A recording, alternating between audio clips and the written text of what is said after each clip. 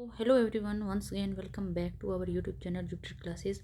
कैसे हो आप सब? आई होप आप सब अच्छे होंगे। बात करेंगे आज की वीडियो की, जिसमें हम फिर से करने वाले हैं हमारे टॉप 20 MCQ सॉल्व। तो विदाउट वेस्टिंग एनी टाइम हम स्टार्ट करेंगे हमारी वीडियो का। आज का पहला question, what term describe an association that operates at the international level with members from different countries. ठीक है, इनमें से ऐसी कौन सी टर्म है जो डिस्क्राइब करती है एसोसिएशन जो है उसे ऑपरेट किया जा सकता है इंटरनेशनल लेवल तक with members from different different countries के मेंबर यहाँ पे हो सकते हैं। ठीक है, ऑप्शन ए है हमारा global association, option B is international association, option C is transnational association and option D is multinational association. ठीक है, तो इसका जो करेक्ट आंसर रहेगा वो रहेगा हमारे पास option number C.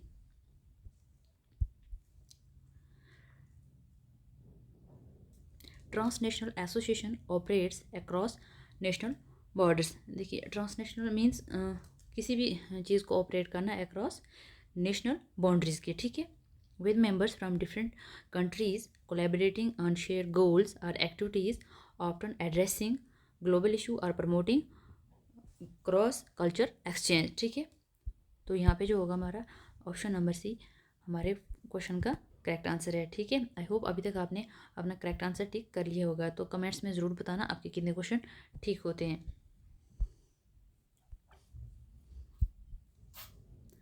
What is the primary function of advocacy association. ठीक है, एडवोकेसी एसोसिएशन जो होती है, हमने अच्छे से पढ़ा होगा एडवोकेसी एसोसिएशन होता है क्या है। ठीक है, इसका हमने प्राइमरी फंक्शन बताना है। Providing social services to disadvantaged population. ठीक, कि इसका काम क्या है कि सोशल सर्विस प्रोवाइड करना, जो भी डिसएडवांटेज हमारी पॉपुलेशन है उसको। Lobbying government officials for policy changes, government को इन्फ्लुएंस करना, उस पर प्रेशर डालना कि आप इंडियन पॉलिसीज़ में चेंजेस लाइए। Offering educational and professional development programs. Option D is promoting cultural heritage and preservation efforts. ठीक, तो इसका जो करेक्ट आंसर रहेगा वो रहेगा हमारे पास option number B. Advocacy association primarily focus on influencing public policy and decision-making process by lobbying government officials, advocating for legislative changes, and raising awareness about specific issues or causes। ठीक है, इसका main काम क्या होता है, ये influence करती है गवर्नमेंट ऑफिशियल्स को, साथ ही साथ जो भी लेजिस्लेटिव में चेंजेस लाने होते हैं उसके लिए भी, और अवेयरनेस क्रिएट करती है। ठीक है, किसी भी स्पेसिफिक इशू का, जो किसी काजेज़ का। ठीक है, तो एडवोकेसी एसोसिएशन का रोल क्या रहता है यहाँ पे, गवर्नमेंट को इन्फ्लुएंस करना। ठीक है, option B will be the correct answer. देखते हैं हमारी वीडियो का next question.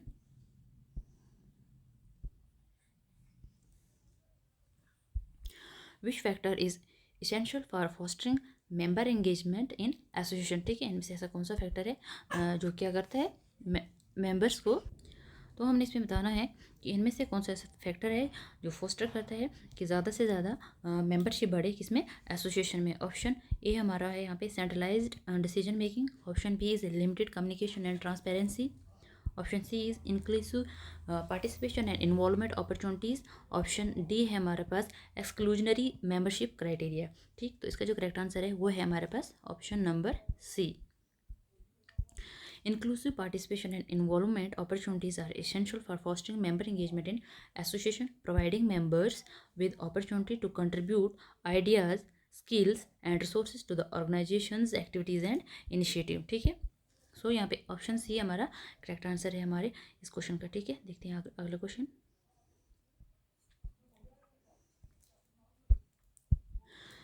What term describe an association that represent the collective interest of workers within a specific industry और प्रोफेशन। ठीक है, इसमें से कौन सी टर्म है जो डिस्क्राइब करती है कि एसोसिएशन क्या रिप्रेजेंट करता है किसी भी, देखिए कोई भी ग्रुप ऑफ वर्कर्स होंगे। ठीक है, उनका स्पेसिफिक जो इंटरेस्ट होगा उसको क्या करेंगे, वो रिप्रेजेंट करेंगे। ठीक है, within a specific industry और प्रोफेशन। इसमें हमने बताना है ऑप्शन ए हमारे पास trade union, option B is professional association, option C is advocacy group, option D is community organisation. ठीक है, तो इसका जो करेक्ट आंसर होगा वो होगा हमारे पास ऑप्शन नंबर ए।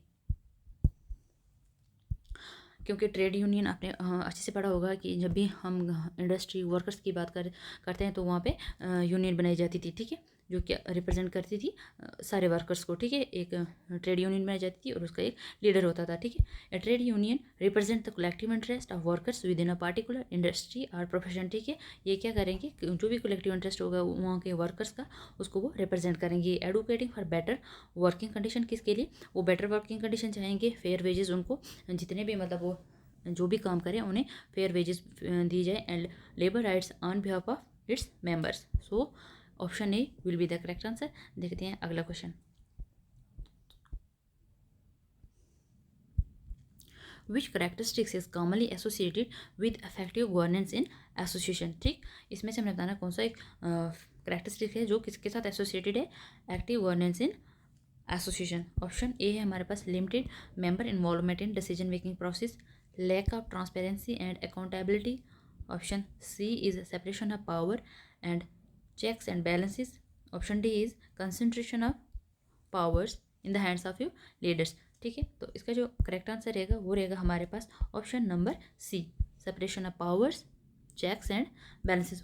वहाँ पे पावर क्या कर दी जाएगी, सेपरेट कर दी जाएगी, चेक्स भी अलग होंगे और बैलेंसेस भी अलग होंगे। Effective governance in association is characterized by the separation of powers, checks and balances and transparent decision making process that ensure accountability, ठीक है, fairness and representation of members and trust, ठीक है। So option C will be the correct answer. देखते हैं हमारा अगला question.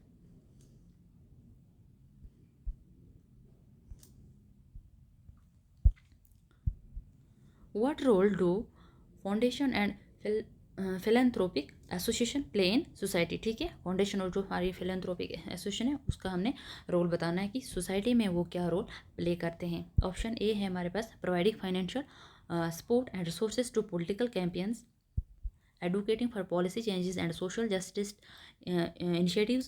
Option C is funding charitable programs and initiative to address social needs, and option D is offering educational and professional development opportunity, ठीक है। I hope अभी तक आपने इसका आंसर कर दिया होगा। सो इसका आंसर हमारे पास है ऑप्शन नंबर सी। उनका क्या रोल रहता है यहाँ पे, फाउंडेशन एंड फिलंथ्रोपिक जो एसोसिएशन है ये एक अहम रोल प्ले करते हैं सोसाइटी में बाय फंडिंग चैरिटेबल प्रोग्राम्स, ठीक है। जो वहाँ पे चैरिटेबल जो होंगे उनको फंड प्रोवाइड करेंगी। Initiatives and organization that addresses social needs, promote social welfare and improve the quality of life for individual and communities, ठीक है। तो इससे क्या होगा, इम्प्रूव होगी जो क्वालिटी ऑफ लाइफ, जो स्टैंडर्ड ऑफ लिविंग होगा वहाँ के इंडिविजुअल का और कम्युनिटी का, वो क्या होगा, इम्प्रूव होगा, ठीक है। So option C will be the correct answer. देखते हैं हमारा अगला question.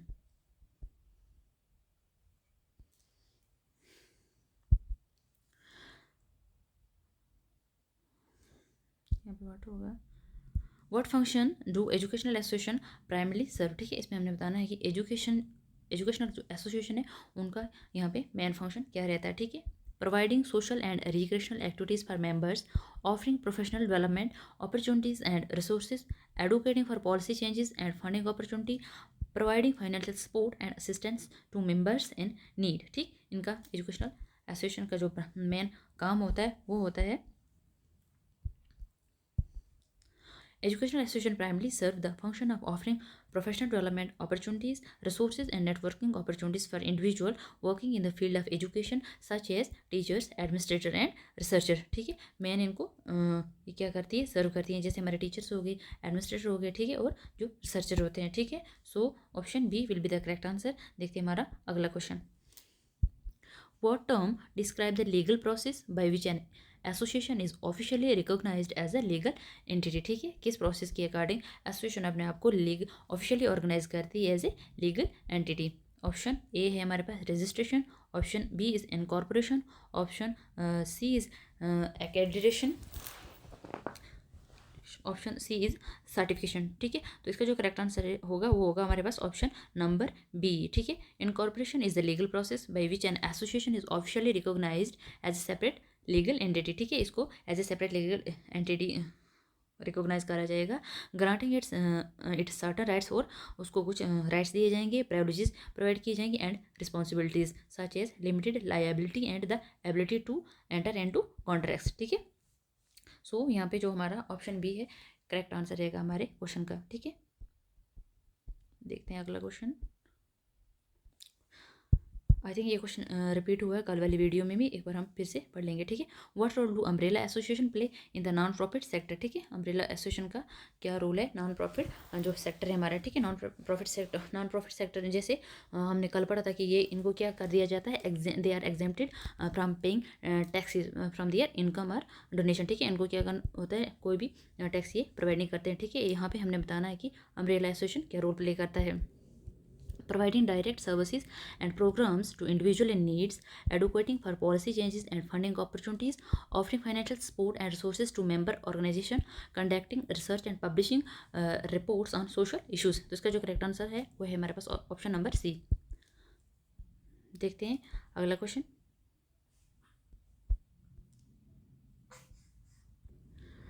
According to sociological theory what function do association serve in promoting social cohesion and integration, ठीक है। इसमें हमने बताना है कि जो हमारी सोशोलॉजिकल थ्योरी है उसके अकॉर्डिंग एसोसिएशन क्या फंक्शन यहाँ पे प्ले करता है, किसके लिए, promoting social cohesion and integration को, ठीक है, उसको प्रमोट करने के लिए। ऑप्शन ए इज है reinforcing social hierarchies and inequalities. Option B is providing, option B है हमारे पास providing opportunity for socialisation and networking. Option C is challenging dominant norms and values. Option D is facilitating social control and conformity. इसका जो correct answer है वो है हमारे पास ऑप्शन नंबर बी, ठीक है। अकॉर्डिंग टू सोशोलॉजिकल थ्योरी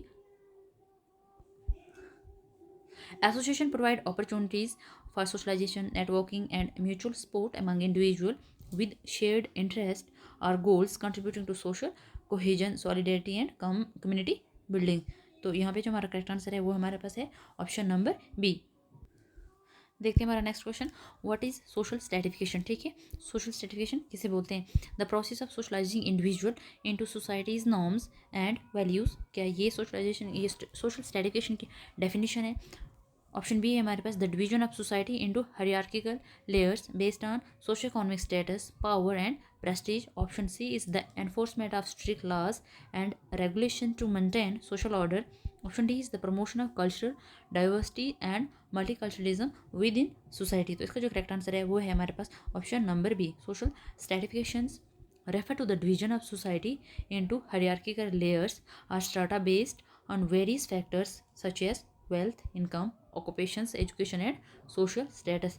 तो आंसर यहाँ पे हमारा है ऑप्शन नंबर बी। देखते हैं हमारा next question.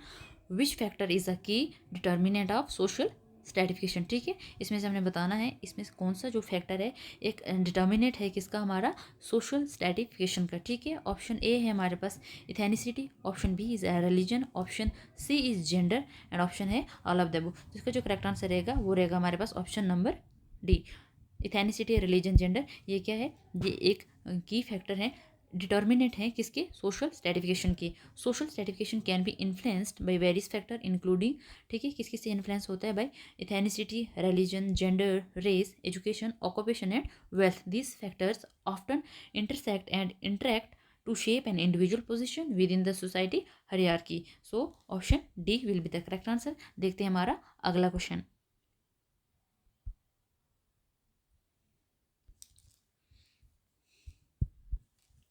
What is the difference between class and caste system of social stratification, ठीक है। हमने डिफरेंस बताना है किसी क्लास और कास्ट सिस्टम का सोशल स्ट्रेटिफिकेशन में। A class system are based on ascribe status while caste system based on achieved status, ठीक। ऑप्शन बी है हमारे पास class system allow for social mobility while caste system are characterized by rigid social boundaries. Option सी है हमारे पास class system are found in traditional societies, क्या class system हमें सिर्फ ट्रेडिशनल सोसाइटीज़ में मिलता है, while caste system are found in modern industrial society. और जो कास्ट है वो अभी भी जो हमारी मॉडर्न इंडस्ट्रियल सोसाइटी है वहाँ भी एग्जिस्ट करता है, ठीक है। ऑप्शन डी है हमारा class system are primarily based on economic factor while caste systems are primarily based on religious belief, ठीक है। तो इसका जो करेक्ट आंसर है वो है हमारे पास option number B. Class system allow for social mobility while caste systems are characterized by rigid social boundaries, ठीक है। एक बार एक्सप्लेनेशन पढ़ लेते हैं। Class system are characterize by relatively fluid social mobility while individual can move between social strata based on factors such as education, occupation and income. In contrast, caste system की जब हम बात करें are characterized by rigid social boundaries and limited social mobility with individual social positions determined by birth and ascribed status. So option B will be the correct answer. देखते हैं हमारी video का अगला question. According to Karl Marx, what is the primary base of social stratification in capitalist societies? ठीक है, बात करेंगे Karl Marx. ठीक है, कार्ल मार्क्स के अकॉर्डिंग जो कैपिटलिस्ट सोसाइटी में जो है स्ट्रेटिफिकेशन, उसका प्राइमरी बेस बताना है हमने कि क्या रहता है किसी भी कैपिटलिस्ट सोसाइटीज़ में। ठीक है, ऑप्शन ए हमारे पास है race, option B is religion, option C is gender and option D is class. तो कार्ल मार्क्स ने हमेशा किसकी बात करी है? क्लास की। ठीक है, ऑप्शन डी यहाँ पे करेक्ट आंसर रहेगा।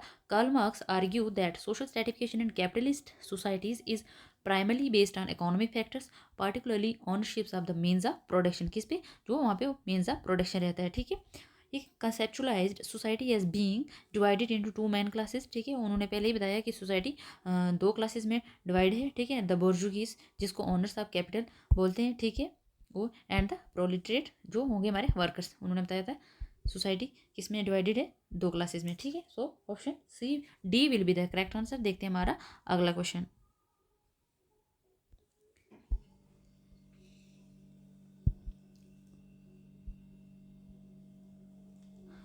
What is meant by the term social mobility in the context of social stratification? ठीक है, सोशल मोबिलिटी का हमने मीनिंग बताना है किसके कॉन्टेक्स्ट में? सोशल स्ट्रेटिफिकेशन के। The movement of individual between different social classes within a society. क्या ये मीनिंग है इसका? ऑप्शन बी है हमारे पास the enforcement of laws and regulation to maintain social order and stability. Option C is the process of socialising individual into societies norms and values. Option D is the promotion of diversity and inclusion within society. ठीक, I hope अभी तक आपने इसका answer कर लिया होगा। तो इसका जो करेक्ट आंसर है वो है हमारे पास ऑप्शन नंबर ए। ठीक, the movement of individual between different social classes within a society. ठीक है, social mobility refers to the movement of individual or groups between different social strata or position within a society's social hierarchy। ठीक है, it can be upward or downward। ठीक है, मतलब moving to a higher से social position या moving to lower से social position. ठीक है, ये हायर टू लोअर भी हो सकती है और लोअर टू हायर भी हो सकती है। So option A will be the correct answer. देखते हैं हमारा अगला question. Which sociological perspective emphasize the role of social institution in perpetuating social stratification? ठीक है, इनमें से हमने बताना है कौन सा ऐसा सोशल परस्पेक्टिव है जो किस पे जोर देता है? Emphasize the role of social institution in perpetuating social stratification. ठीक है, ऑप्शन ए है हमारे पास स्ट्रक्चरल फंक्शनलिज्म, ऑप्शन बी है हमारे पास symbolic interactionism, option C is conflict theory and option D is rational choice theory. तो इसका जो करेक्ट आंसर है वो है हमारे पास option number C, conflict theory. ठीक है, कॉन्फ्लिक्ट थ्योरी है जो एम्फेसाइज करती है किसका? The role of power coercion and exploitation in perpetuating social inequality and stratification. It argues that social institutions such as the economy, education system and political structure serve the interest of dominant groups and maintain their privileged position। ठीक है, ये किसके बारे में बात करता है कि जो सोशल इंस्टीट्यूशन है जैसे इकोनॉमी होगी, एजुकेशन सिस्टम हो गया, किसी भी पॉलिटिकल स्ट्रक्चर, वो क्या करते हैं, वो क्या सर्व करते हैं? हमेशा जो डोमिनेट ग्रुप होगा उसको ही उसी की ही सेवा करेंगे। ठीक है, और क्या उनकी जो प्रिविलेज है उसको मेंटेन करेंगे, उनकी पोजीशन को मेंटेन करेंगे at the expense of marginalized groups. So option C will be the correct answer. देखते हैं अगला question. What term describe the movement of individual or groups from one social class to another over their life times? ठीक है, इनमें से ऐसा कौन सा टर्म है जो क्या डिस्क्राइब करता है मूवमेंट ऑफ इंडिविजुअल के? किसी भी इंडिविजुअल या कोई ग्रुप होता है इंडिविजुअल का, वो मूव करेंगे, ठीक है, from social class to another over the lifetime के लिए। ठीक है, किसी भी सोशल क्लास से, ठीक है, अब जो उनकी क्लास होगी, ठीक है, from one class to another lifetime के लिए। ठीक है, ऑप्शन ए हमारे पास यहाँ बोलता है इंटरजनरेशन मोबिलिटी, इंटरजनरेशनल मोबिलिटी, ये यहाँ पे दो बार आ गया है। ठीक है, horizontal mobility and vertical mobility. ठीक है, तो इसका करेक्ट आंसर एक बार देख लेते हैं, यहाँ पे कुछ मिस्टेक हो गई है, तो इसका आंसर इंटरजनरेशन मोबिलिटी। ठीक है, यहाँ पे ऑप्शन दो रहते हैं हमारे पास, तो इसका जो करेक्ट आंसर होगा वो होगा ऑप्शन ए या बी कर सकते हो आप, ठीक है। यहाँ पे थोड़ी सी मिस्टेक होगी ये। देखते हैं वीडियो का अगला क्वेश्चन।